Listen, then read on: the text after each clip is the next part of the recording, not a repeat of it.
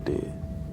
And you didn't take the time to think that their life was Important to somebody else. Because I didn't have no association with them. To me, their life wasn't nothing. In 1993, Nathan Dunlap killed 4 people at a Chuck E. Cheese's restaurant just outside of Denver, Colorado. He was sentenced to death. He is remorseless as he talks about his murderous decision-making. Does it bother you that they're dead, Nathan? He killed 4 people. He needs to pay for it with his life. Colorado had not executed anyone since the late 1960s, but support for Dunlap's death sentence was overwhelming. The death penalty, no doubt in my mind. Mr. Dunlap should be allowed to come out of the penitentiary only in a pine box. He took lives that he was not entitled to take, not for self-defense, not for self-preservation, nothing. This man is a mass murderer, and he deserves death. For 20 years, as Dunlap appealed his death sentence, violence continued to strike Colorado. Masked gunmen walked into Columbine High School. Shooting at Century Theaters. They're saying somebody's shooting in the auditorium. And cries for vengeance increased. Too many criminals. Time all of them die. Kill all of them, Colorado, and that'll take care of all this crap. In 2013, Nathan Dunlap's execution order landed on the desk of Governor John Hickenlooper. And in an odd twist of fate, the governor's own political fortunes would come to rest on his decision. We're going to have an election in 2014 where one of the questions is, do we want to kill this one person? The case sparked a raging debate over capital punishment and posed the question, what should be done with society's most heinous criminals? The death penalty encompasses most highly emotional issues for any of us. It's life and death, it's justice. All that stuff comes back together on trying to decide what we do with the worst of the worst.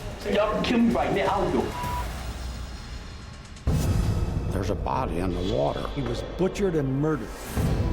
Many people proclaim their innocence. In this case, there are a number of things that stink. This man is remorseless. He needs to pay for it with his life. The electric chair flashed in front of my eyes. Get a conviction at all costs. Let the truth fall where it may.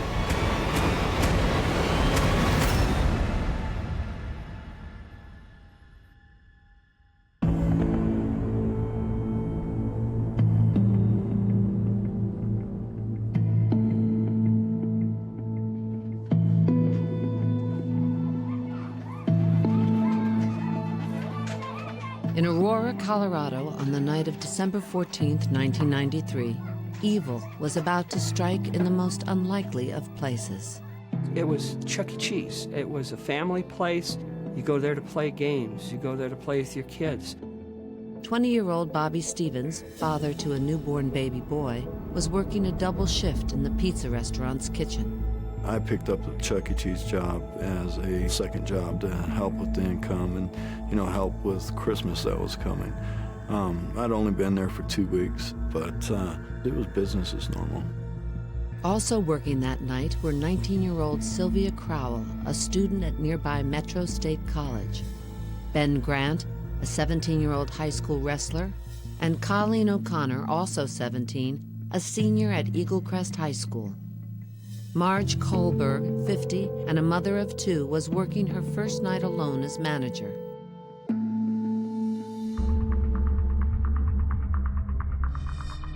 Out in the dining room sat 19-year-old former employee Nathan Dunlap. Nathan Dunlap worked there for a time, but ultimately he is let go.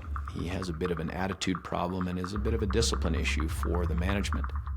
So on the particular night in question, Nathan Dunlap goes into that Chuck E. Cheese's and he orders dinner. Dunlap plays video games, plays a shooter video game, Hogan's Alley. Chuck E. Cheese closes, Dunlap goes into the bathroom, waits in the bathroom. He goes to the mirror and he gets himself psyched up, looks at himself and tells himself he can do this.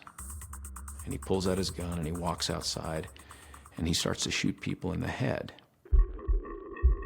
Bobby Stevens was walking inside after a smoking break. As I went back into work is when I started hearing the gunshots. I thought somebody dropped something. Sylvia Crowell, who had been cleaning the salad bar, was the first person shot. She never saw Dunlap coming. Ben Grant, vacuuming, was killed next. Heard the next 2 shots. The only thing that came to my mind was the kids are out there popping the balloons. Colleen O'Connor saw Dunlap approaching. She sank to her knees, clasped her hands together, and pleaded for her life. But Dunlap fired a bullet through the top of her head. I was loading some utensils into the dishwasher. I had turned around, and Nathan Dunlap came through the kitchen door. Right then is when I knew I was in trouble. To be honest with you, the only words that can come out my mouth was, "Oh." And he raised the gun, and he shot at me. The bullet hit Bobby in the jaw. He fell to the floor. As he stood there, I was actually expecting for me to be shot again. That would be the end of it. But I played dead. I held as still as I could possibly be, and it actually worked. He walked on, and I got up, and I ran out the kitchen. Dunlap entered the office where he forced Marge Kohlberg to unlock the safe. After it was open, he shot Marge in the ear. As Nathan's gathering the cash, he notices that Marge is still moving. And then he shoots her in the other ear. Bobby Stevens, covered with blood, stumbled through the dining room and fled through a side door in search of help. All I saw was a patio light. I stumbled along the way, but I ran to that light as fast as I could. Aurora Emergency 911. Listen, I have a man who's been shot in my house right here. He came from Chuck E. Cheese. He claims there's been a lot of people shot there. Put another call in for Chuck E. Cheese. Okay, we have officers and paramedics around. Yeah, I need someone inside here to help me search the place. We have several people down from the DOA. Of course, the media picked up on it very quickly. Parents are responding. People are calling each other. The parking lot is a zoo. Everyone, the whole community was just shooting at Chuck E. Cheese. The normally festive pizza shop was transformed into a scene of carnage and chaos. My best friends are in there. They won't even say anything, and it drives us crazy. Police say it's the worst crime in Aurora in years. We always had the news on. Always. For some reason that night we didn't. The phone rings, and it's my sister. She said, "Jody, there's something on the news about Chuck E. Cheese. Is that the Chuck E. Cheese restaurant that Colleen works at?" So we went down there, and they told us to go into Tony Roma's. Went into Tony Roma's, and Colleen was not there. And then I started shaking. A friend of mine called. He was on the police force, and he said, there's been a shooting down at Chuck E. Cheese, and he said, well, you better come down here right away. The police officer came up and said, your daughter has been airlifted to Denver General. We were told that she was taken to a hospital, so I went and saw that she was breathing, but that was about it. The doctors said that she didn't have a chance. The doctor said, she's brain dead. I didn't know what brain dead meant. So I looked at the minister that was there, and I said, is her soul in or out? You know what I'm saying?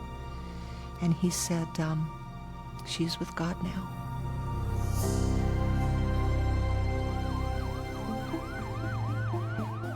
Outside Chuck E. Cheese's, police canvassed the crowd for leads. My partner says, you're not going to believe this. We just talked to a guy outside who was telling us who did this. He said his name is Nathan Dunlap, and he's an ex-employee here, and he'd been bragging to people he's going to come back and kill a manager. So we had the name right off the bat. Police had a suspect, but now they had to find him. And once they did, the story would become more complicated than they ever could have imagined.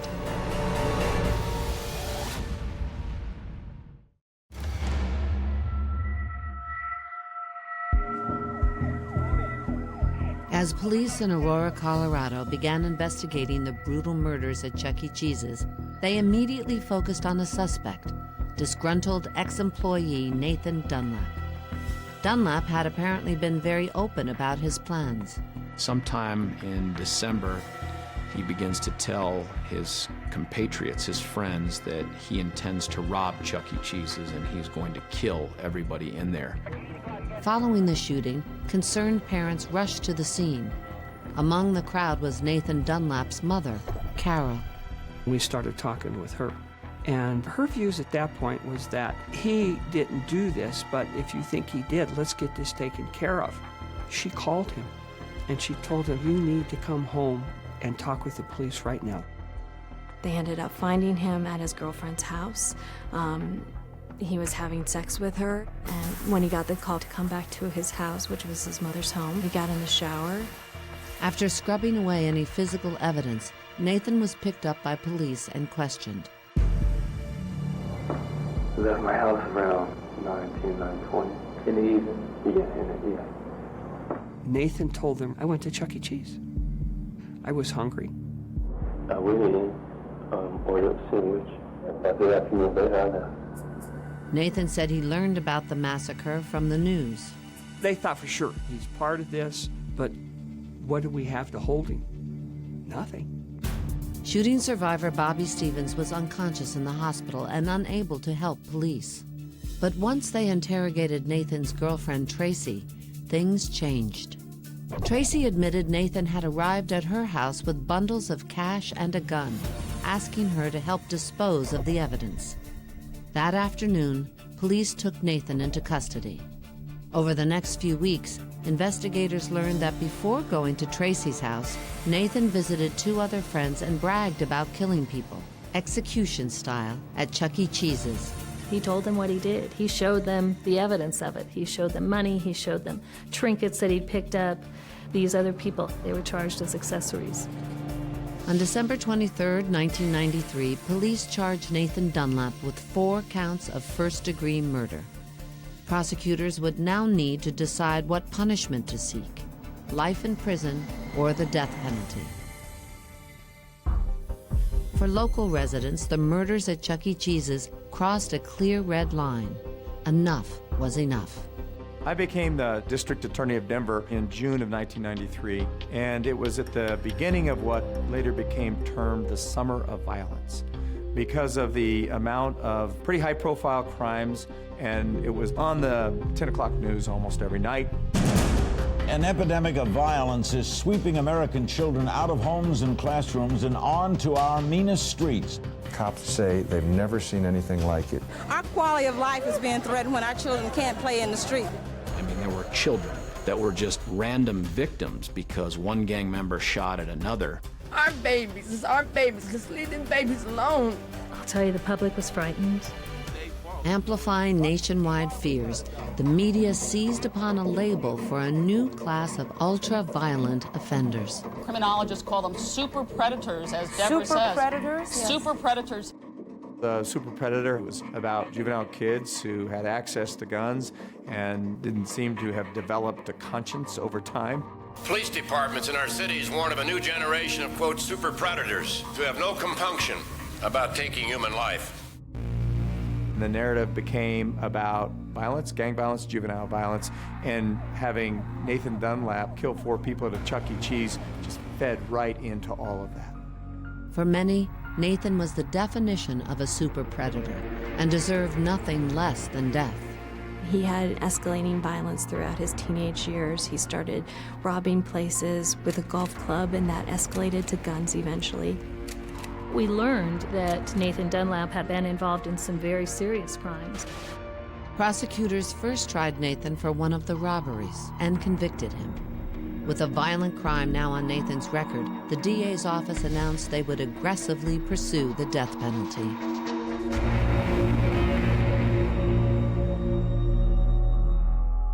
The Dunlap case arose in Arapahoe County, which is part of the 18th Judicial District, which in Colorado is now and has in the past been madly in love with the death penalty.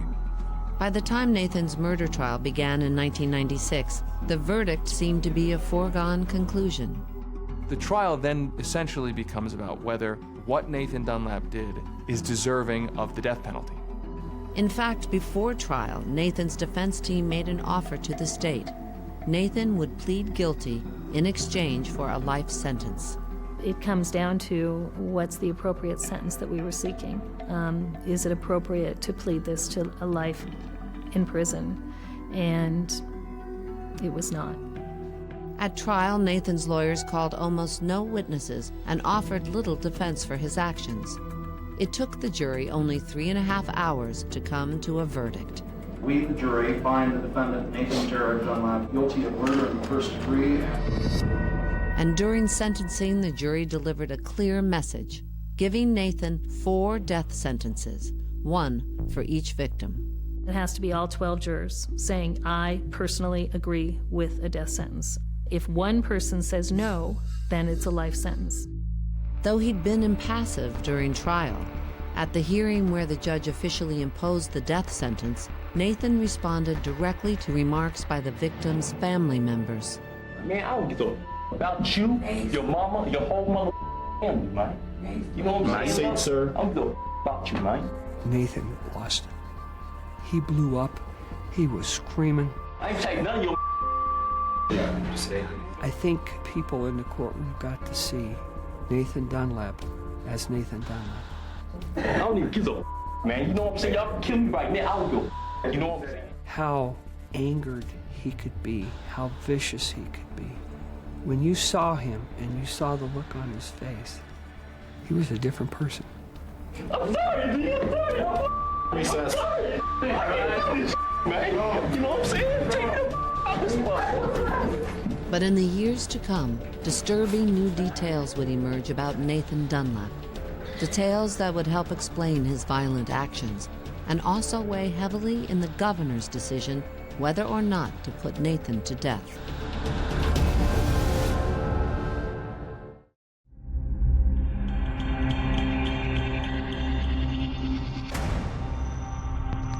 Before Nathan Dunlap was sentenced to death for killing 4 people at a Chuck E. Cheese's restaurant, questions began to arise about his mental state. There are some outbursts that he has in which psychological evaluators start asking questions. Is he fit to stand trial? During the run-up to trial, Nathan's behavior became erratic, including violent mood swings, signs of depression, and even incidents of spreading feces over his cell and on himself. Nathan's sister, Adenia, arranged to visit him in jail. When I first saw him was when I began to think, okay, something is not right.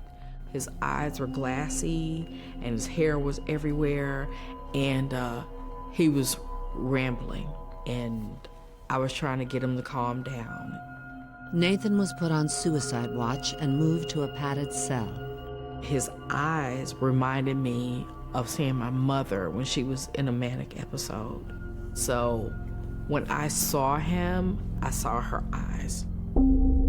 Throughout their childhood, Adenia and Nathan's mother, Carol, suffered from bipolar disorder, a serious mental illness that caused extreme mood shifts and unpredictable behavior.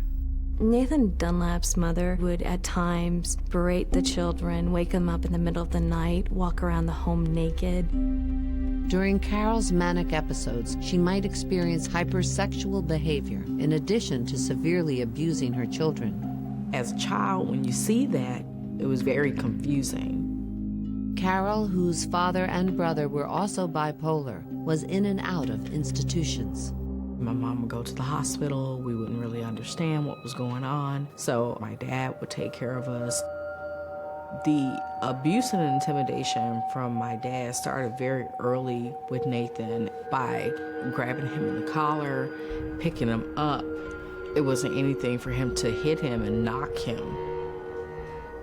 Nathan wasn't the only target of Jerry Dunlap's rage.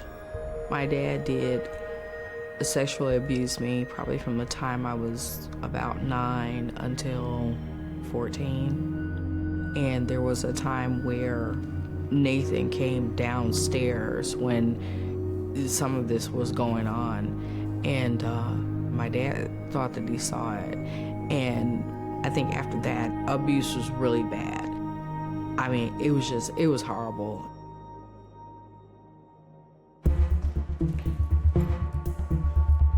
Due to the severity of his crime and signs of mental instability, before trial, Nathan was sent for testing. He was brought down to Pueblo for a psychological evaluation about whether he was legally insane. Numerous psychiatrists at the Colorado Mental Health Institute observed Nathan, trying to determine whether he was competent to stand trial. We're identifying that what he's looking like is similar to what we've experienced with my mother, her brother, and her father. They spent time observing him very closely and sent him back with a report that didn't just say Nathan Dunlap was competent to stand trial, but said that he was a malingerer, a faker, that he tended to enhance or invent symptomology consistent with what he wanted to be true. But state psychiatrists never had full access to Nathan's medical records or family history, and the defense believed the evaluation was biased. There's an entire argument over whether he actually does have mental health problems or whether he's faking in an effort to make an insanity plea or avoid the death penalty. During trial, Nathan's attorneys never mentioned his psychiatric evaluations or the idea that he may have been suffering from a mental break during the massacre. The defense is afraid that if those charges of malingering came out, it would actually inflame the jury even further against Nathan Dunlap. So it's never a factor in the ultimate death penalty verdict.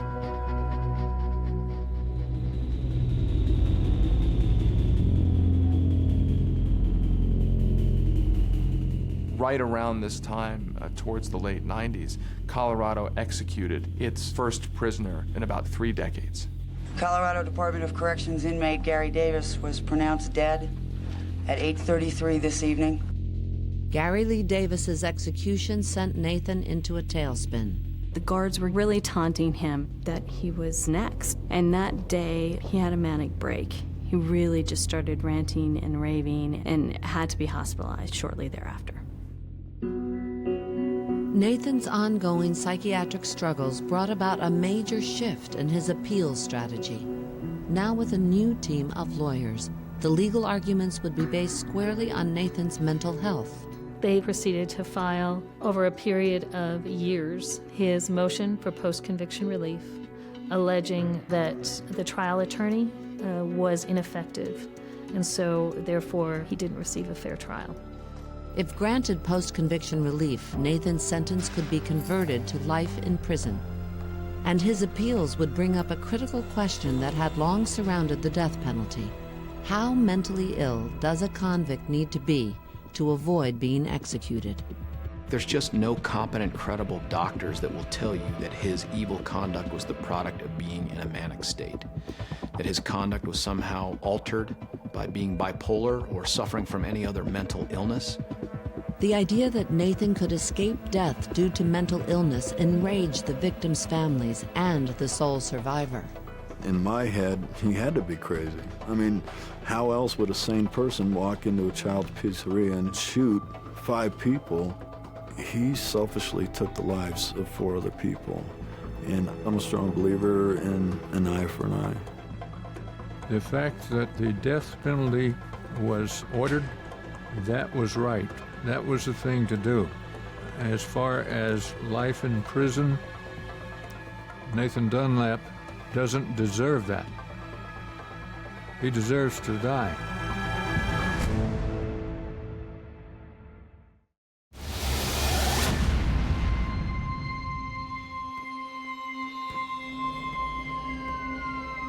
In June 2005, 12 years after the Chuck E. Cheese's massacre, another crime occurred in Aurora that would have a profound effect on the Nathan Dunlap case and the death penalty in Colorado. Javad Marshall Fields and his fiancée Vivian Wolf were on their way out to dinner. Javad had a brilliant smile. Vivian just loved life. They were both recent graduates from Colorado State University. She had just graduated with a BA in nutrition, and my son had just graduated with a bachelor's degree in speech communication and rhetoric. Just 3 miles from where the Chuck E. Cheese's massacre had taken place, Javad and Vivian were stopped at a red light when a car pulled alongside and someone opened fire. Gunmen attacked this car with bullets, killing Javad Marshall Fields and Vivian Wolf. Finding out that I had lost my son, it was the most devastating event that I have ever experienced in my life. I was very, very angry. I was very upset. And so I went straight to the police department and started asking questions. Javad had witnessed a friend's murder at a barbecue the summer before, and despite receiving death threats, Javad had decided to testify in court against the accused killer. He felt like it was the right thing to do because he saw his best friend get shot down in cold blood. Javad was murdered 5 days before the trial was set to begin. Months later, Sir Mario Owens and Robert Ray, who'd both been implicated in the barbecue shooting, were indicted for Javad and Vivian's murders. This case becomes one of the biggest cases in Colorado, and prosecution in this case, also in Arapahoe County, they seek the death penalty.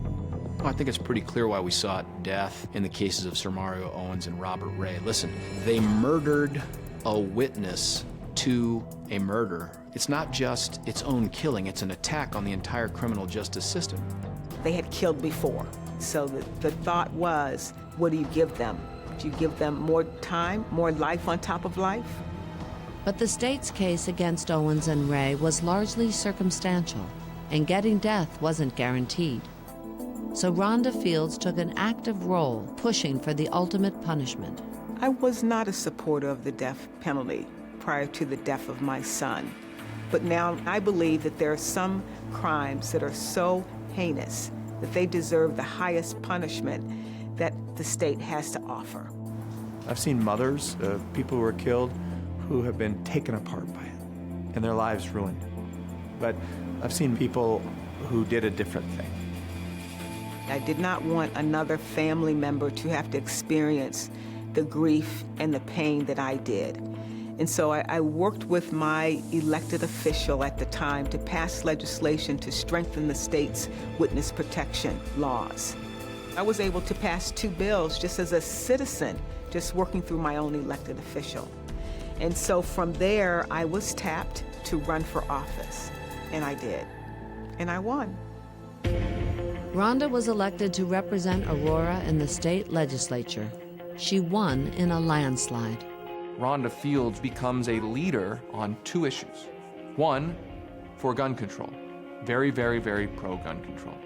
2, she is very pro-death penalty. During the time Rhonda was pushing for death for her son's killers, Nathan Dunlap's lawyers continued to work on his appeals. This was not a chance to prove that he was innocent, to set Dunlap free. The focus was on his mental health and any other mitigating factors that could have gone into a jury's decision about whether he should be put to death.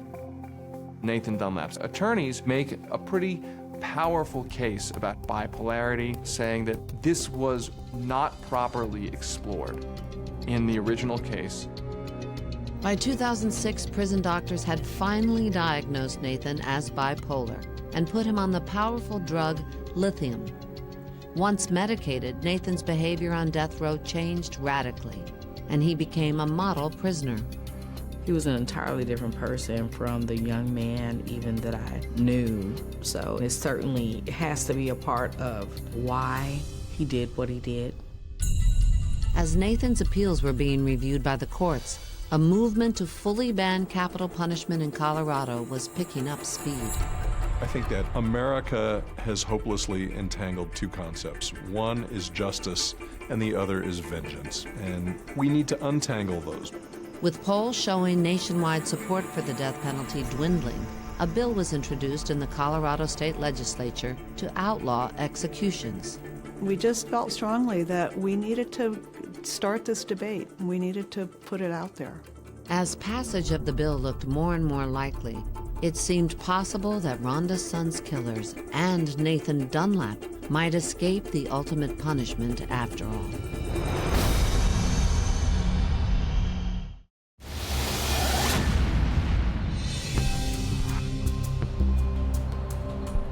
There's been 7,000 murders in Colorado in 40 years. We have executed 1 person. In 2009, a bill banning capital punishment had strong support in the Colorado legislature.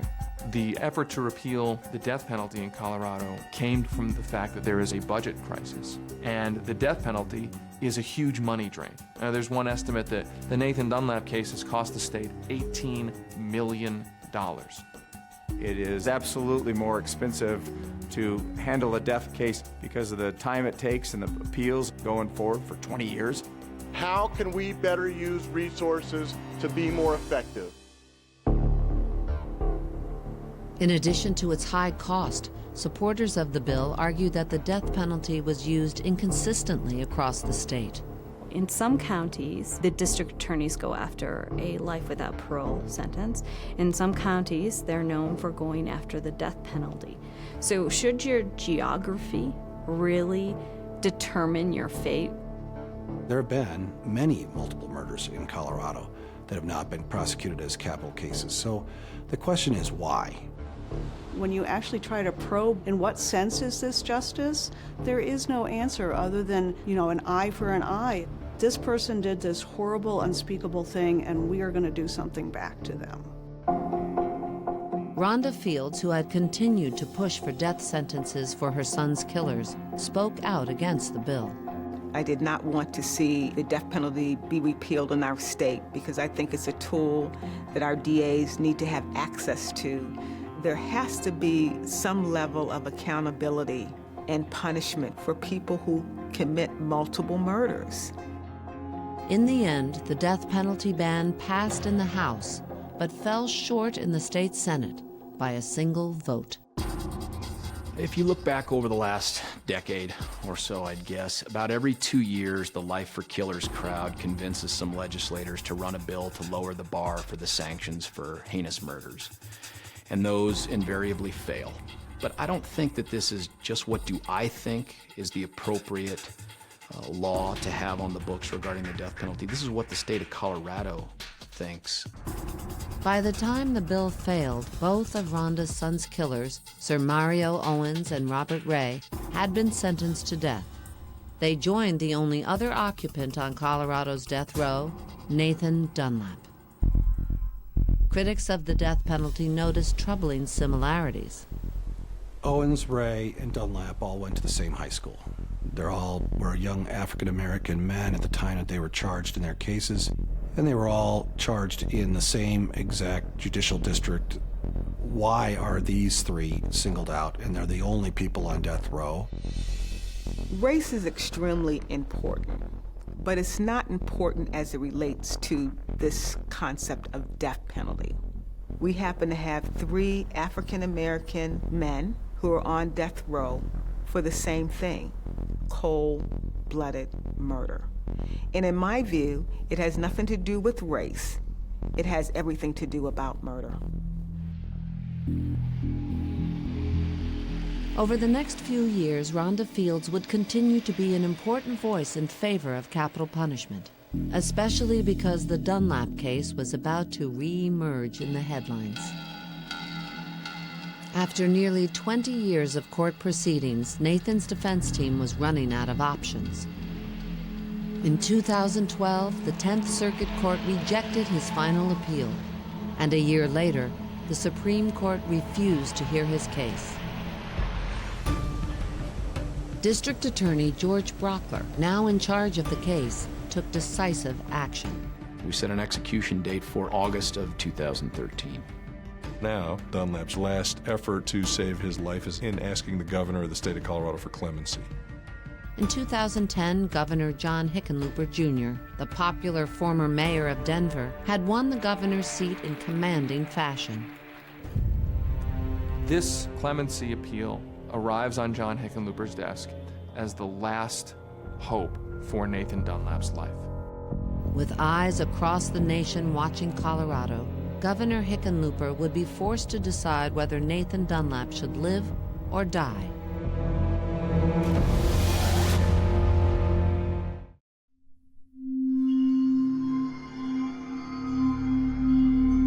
In May 2013, Nathan Dunlap submitted a petition for clemency to Governor John Hickenlooper. It was accompanied by a video. I regret what I did. I regret what I did to the victim families. I came to realize that, bipolar is playing a very big role in what I was doing. Nathan's petition requested that his sentence be commuted to life in prison because his mental health issues were never taken into account at trial. It also argued that the death penalty in Colorado was infrequently used, arbitrarily sought, and racially biased. District Attorney George Brockler's office sent a counter-argument to the governor. We addressed the mental health issues. They'd all been raised before at appellate court levels, and now they were being raised yet again to ask the governor to act as like the 13th juror, the super juror. We also gave him a book of pictures from the crime scene and letters from victim families. As part of his process, the governor met in person with the victims' families. Most of the victims' families were there, and most of us were very adamant that he deserved the death penalty. I explained, I've remained quiet for this long. I haven't said anything, but now it's time for me to speak up. I think Nathan deserves to face his maker. But some in the room, including victim Colleen O'Connor's mother, felt differently. Our family was the family that was more against the death penalty than anybody else. What I said to the governor was, most of these years, I haven't thought about Nathan Dunlap. What I've been doing is I've been trying to heal. And I said to him, Governor, I wouldn't want to be in your shoes for anything because I couldn't say yes.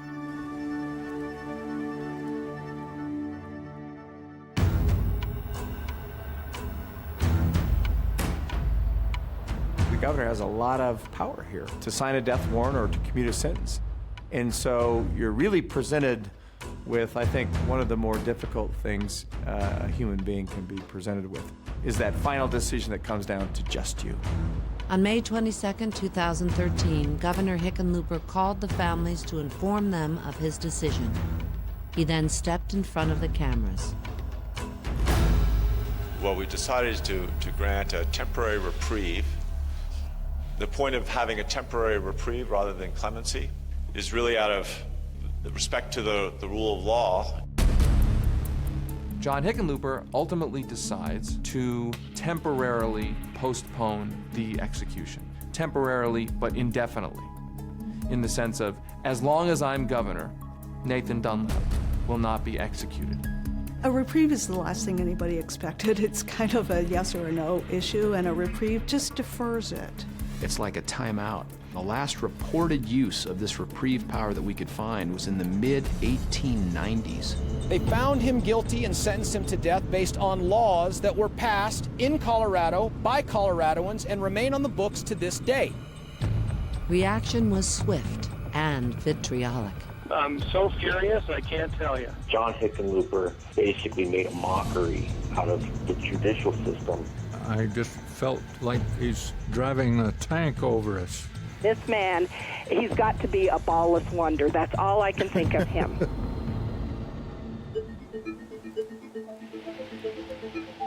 I mean, we knew when we made this decision that we were making the hardest decision, right? That we would be criticized from both sides. You try to hear all the voices and all the perspectives, but you try to get to justice.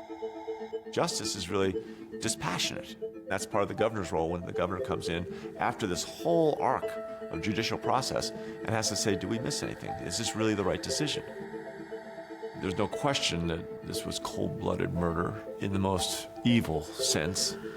Even to this day, I can remember listening in 1993 to the details of what happened in Chuck E. Cheese. And you feel a physical repulsion and a hatred. It's almost visceral, right? But that's not when you should make decisions, and that's not, necessarily where justice comes from. The governor acknowledges that Dunlap's psychiatric history played a role in his reprieve, but his executive order also calls into question whether the state should be putting people to death at all. Death is different, right? It's final. And the finality of it is so powerful that I think it makes all of us look at it in a different sense. There's a reason why now 18 states have banned the death penalty, and I wanted the entire state to have an examination of the issues around the death penalty, whether it is effective policy or whether it is something that is broken and really doesn't function very well.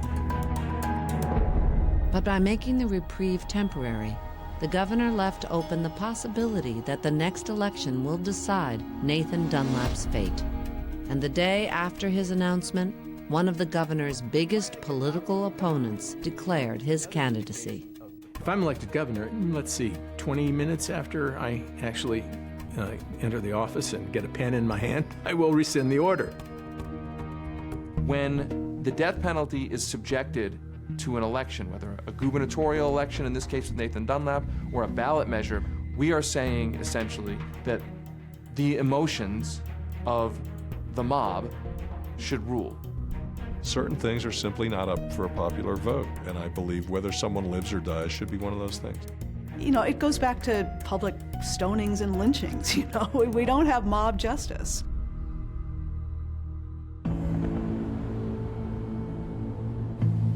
In early 2014, a poll showed that a majority of Coloradans still supported the death penalty and disapproved of how the governor handled the Dunlap case.